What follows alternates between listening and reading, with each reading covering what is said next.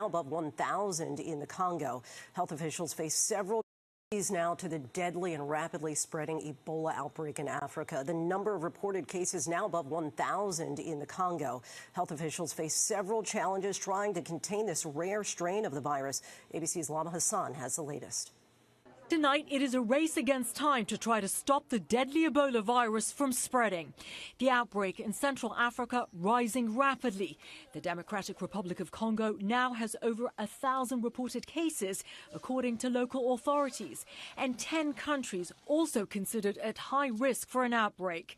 Health officials sounding the alarm. It will be a big mistake to underestimate, especially with this strain. In the middle of those 10 countries, the Democratic Republic of Congo, where there are more than 115 deaths reported to be Ebola-related. In the Congo city of Bunia, where the outbreak originated, health officials say there are several challenges slowing down efforts of trying to contain this rare strain of Ebola.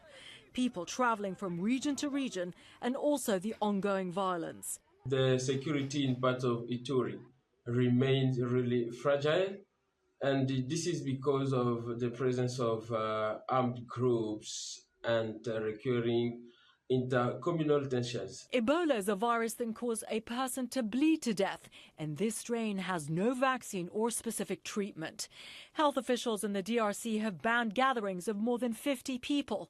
But in Bunia, locals attending Sunday Mass like Ronald Safari says he and other churchgoers are taking precautions. Nous savons que cette maladie existe. Just because this disease exists, he says, doesn't mean they can close a church. And as the U.S. inches closer to the start of the FIFA World Cup, multiple countries now with travel restrictions in place, including the United States. The U.S. saying U.S. citizens who have been to the DRC, Uganda or South Sudan must now head to airports in Virginia and Atlanta for health screenings. A third airport in Houston added to that list on Tuesday.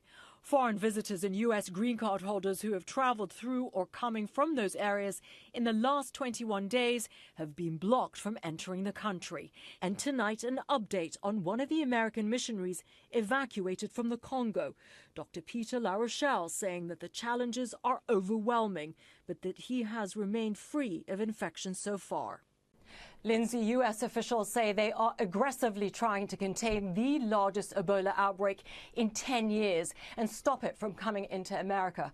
A disaster-resistant response team is now on the ground in the Democratic Republic of Congo and Uganda.